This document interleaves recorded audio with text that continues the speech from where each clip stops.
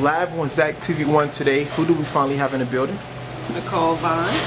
Nikki Vaughn. What is that? Can you please hold your flyer up, please? Oh, sure. So what is that flyer exactly? So this is a flyer that I used when I was walking the neighborhood, canvassing the neighborhood for petitions. I wanted people to have something with my name on it so they could remember my name. I'm running for state representative in the 6th district. Wow, that's big. That's big. Yeah. State representative. Yes. Out of everything, why did you decide to run for state representative? Like not alderman, not city council. Why state representative?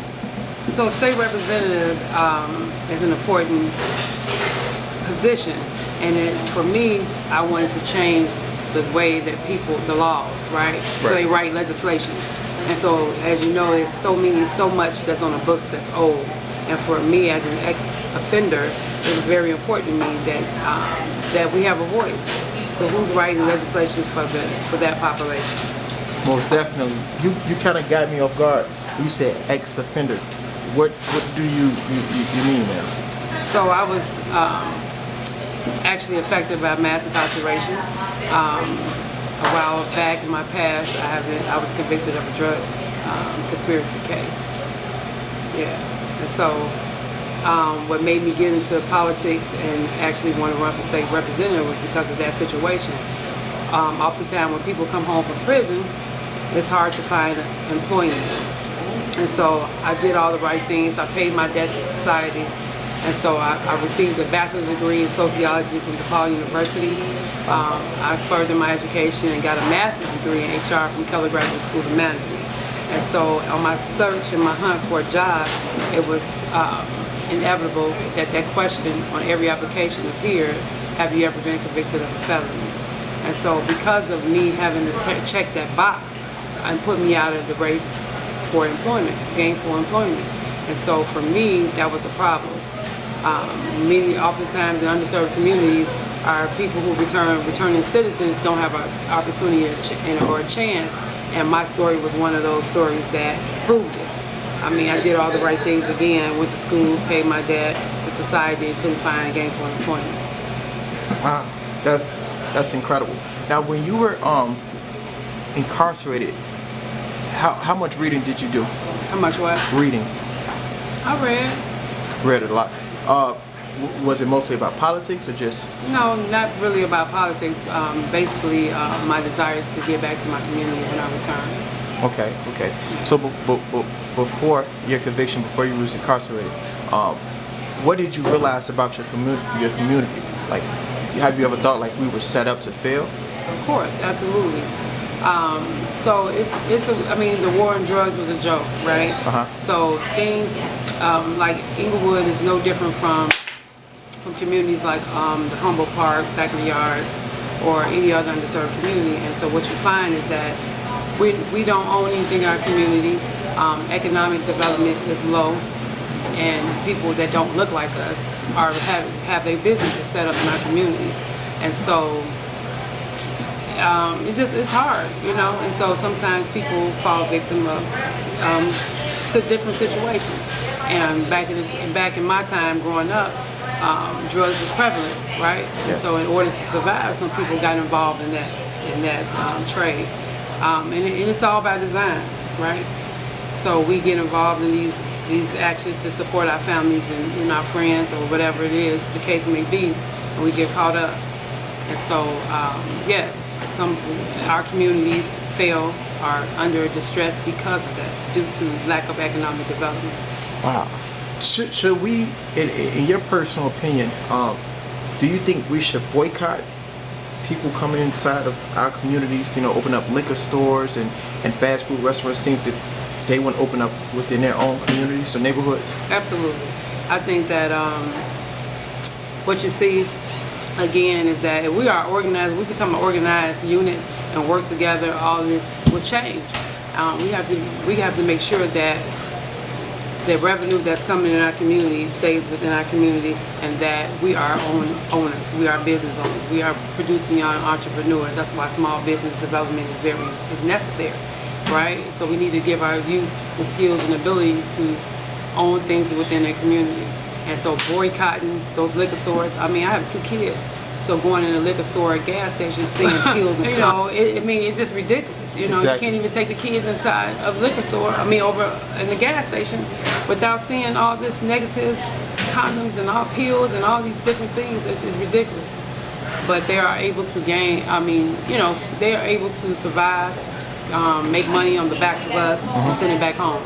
Exactly. And they have no social responsibilities to the community whatsoever. Wow, that's super dope. Miss Nikki Vaughn, once you get elected from the people, because you're for the people, correct? Correct. What change could we expect? So what you see now, you have a bunch of legislators down in Springfield making decisions for us, and we're not at the table. And so what would you see different in me is that I'm going to be that legislator that whole town hall meets here in our community and ask the constituents who put me in, what is it that you want me to vote on? This is what's on the table. How should I vote? And I think that's how it should be. I think people need to be included. It should be inclusive of the representative of the community so that they're involved, right? Yes. So they are the people that put you in, and so they should have a voice in what happens in Springfield. And again, so I got tired of seeing that and people playing politics. So what you have now is a bunch of legislators that is beholden to the powers that be. Mike Madigan, for example, runs this state, and he's also runs the city at a certain extent. And so we can't be afraid of those people. We are the majority and not the minority.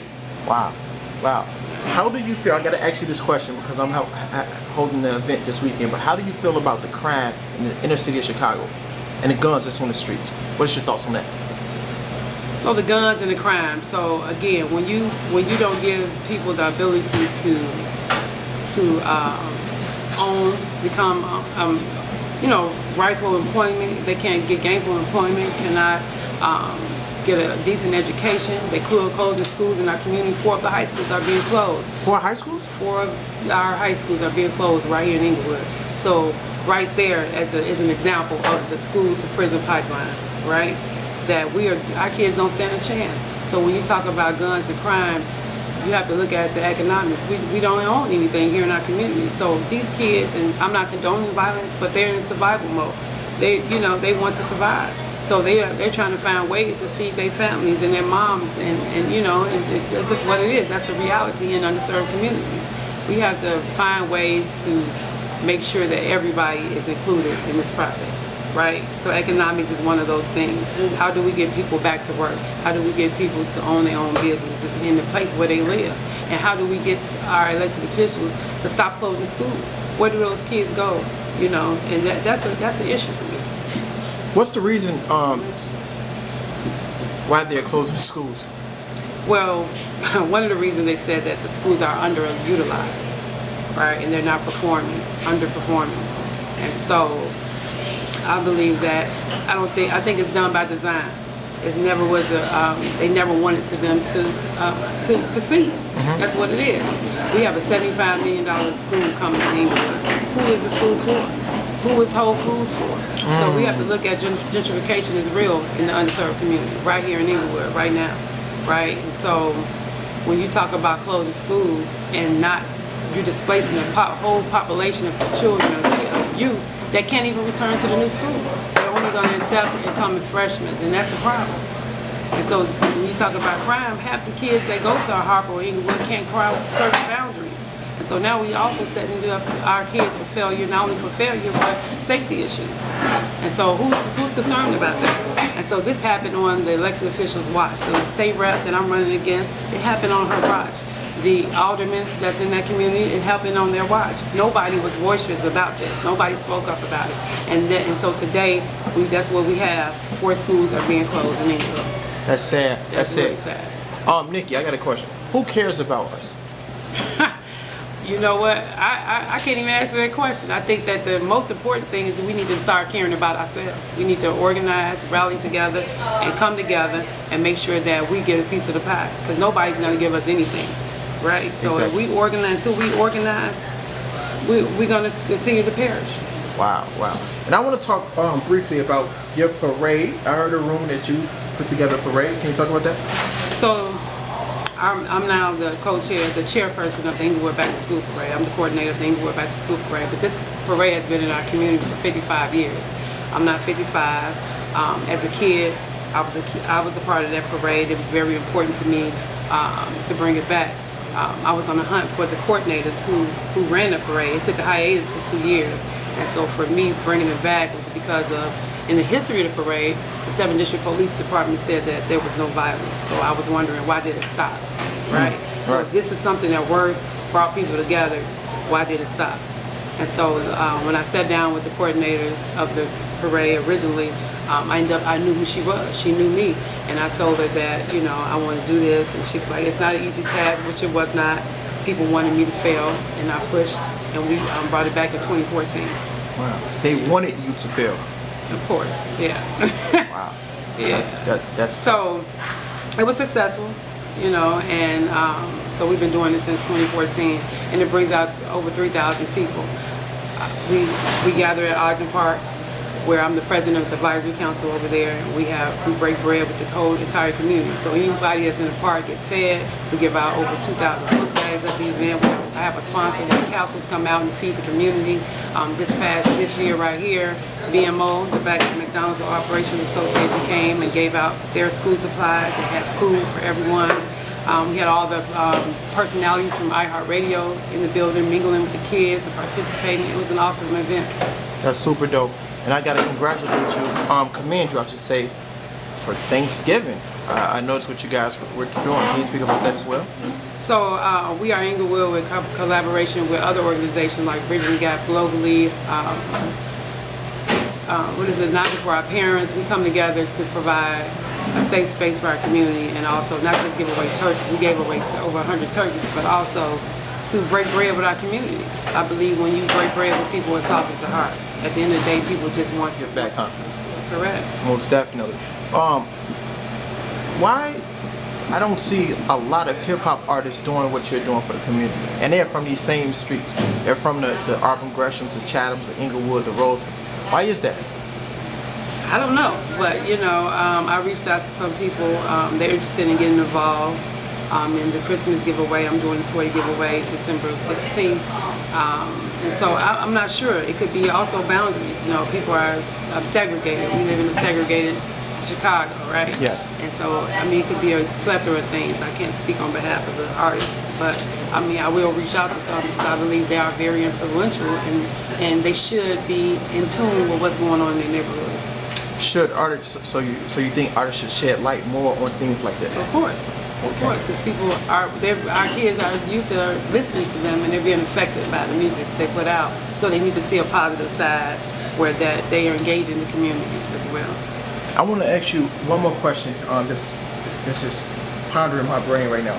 Being that you were incarcerated in your past life, and numerous people are locked up each and every day in America, especially in the city of Chicago, right to Cook County Jail. Once they're released, they feel like it's no hope. Let them know that it's hope out there. Of course. So again, I'm an ex-offender. I'm running on behalf of all ex-offenders. I'm the voice of the people.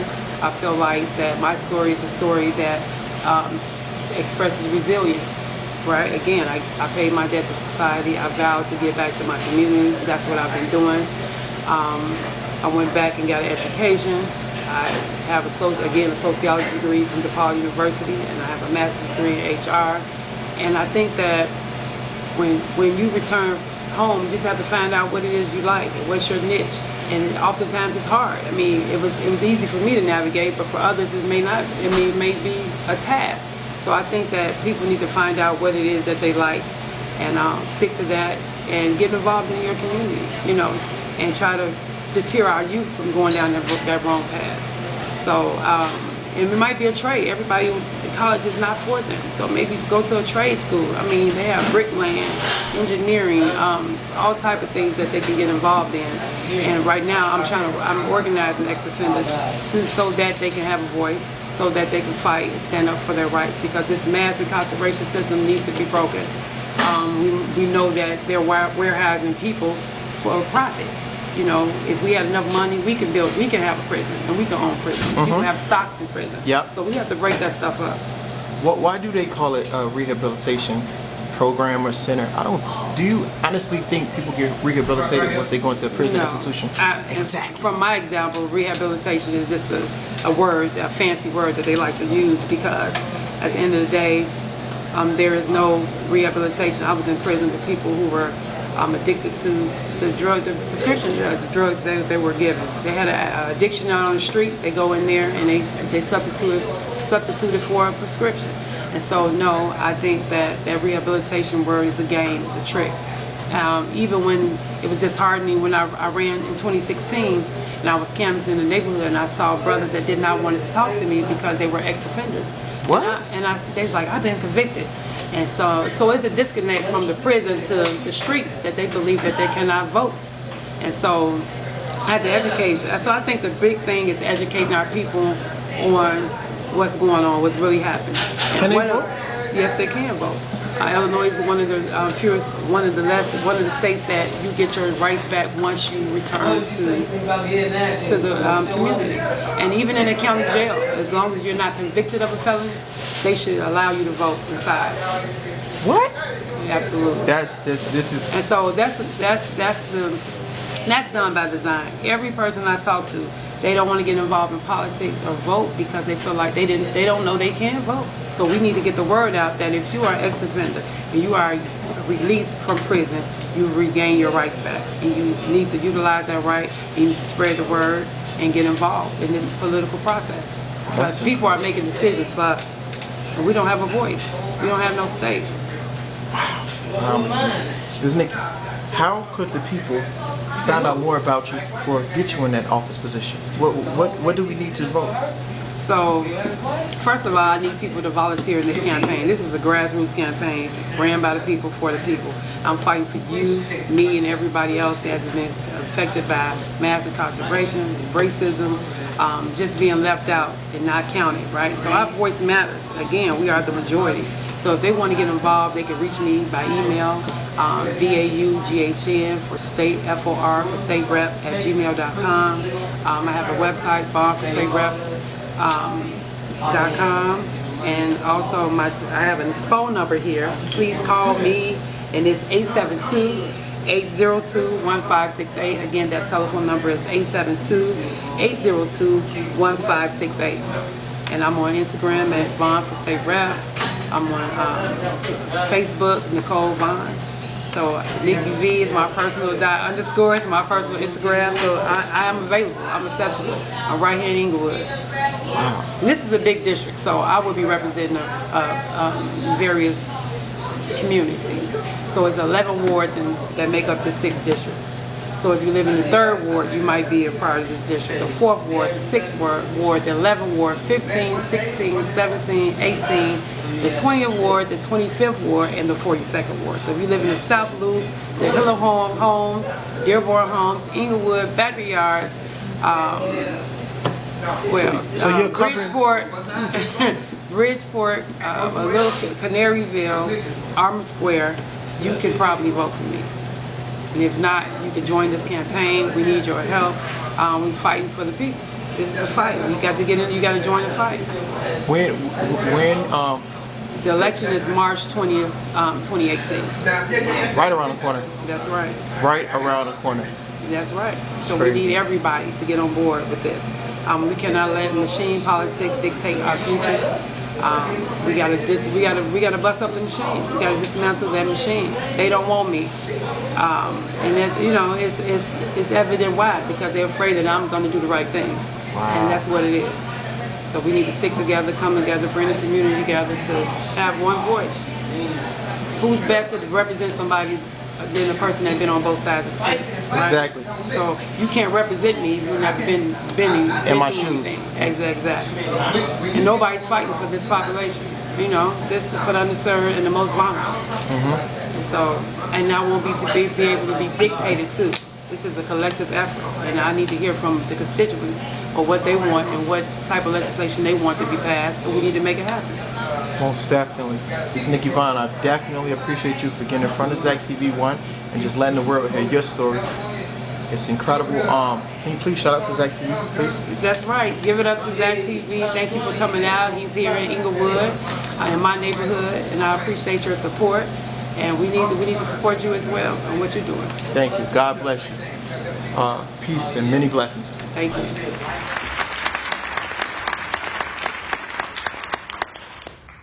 Hi, my name is Nikki Vaughn. I am a leader and a lifelong resident of Inglewood. A single mom and a concerned citizen. I am a survivor of the war on drugs. I am a returning citizen and have been directly affected by mass incarceration. After being brought in for an offense that happened a long time ago, and a life I had been far removed from, a prosecutor pushed to give me the maximum sentence. Fortunately, I was given less than that maximum because my judge listened to my story. My passion for my community and my plans to further my education and raise my daughter. I cannot say that is the case for thousands of others incarcerated. After paying my debt to society, I believe that I was on my way to a second chance. I remember being proud of going back to college. Like I promised my sentencing judge I would. It felt great to complete my bachelor's degree in sociology at DePaul University.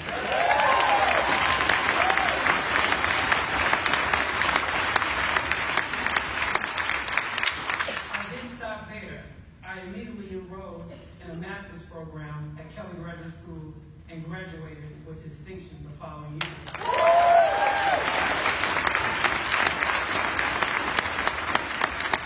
With a master's in HR with a concentration in health services. After feeling accomplished, I couldn't wait to apply for my career job. But my job search turned from excitement and hope to frustration and anger. At first, I couldn't understand why I couldn't land a job. Not even an entry-level position in my field. That ain't right. Then it hit me. Every application asks that infamous question: have you ever been convicted of a felony? That ain't right. It was nowhere around checking the box. At that moment, I realized that a second chance in the city that I love was far-fetched. That ain't right. No. And I'm not the only one. Over the past 40 years, prosecutors have been trumping up charges in order to get harsher sentences and pressure people to accept plea deals. In fact, since the 90s, the number and types of crimes that have been committed have not changed, but the number of felonies charged by prosecutors has doubled. And that ain't right. Thousands of formerly incarcerated people with felony convictions are being shut out of employment opportunities. That needs to end now. Woo! Woo!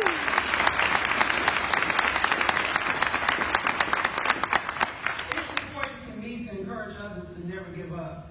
So I started working in my community and formed a non-for-profit organization. Through my experience and experiences of my family and friends has led me to get involved and organize with other formerly incarcerated people. The system of mass incarceration is racist and classist and will continue to be so if we don't get involved.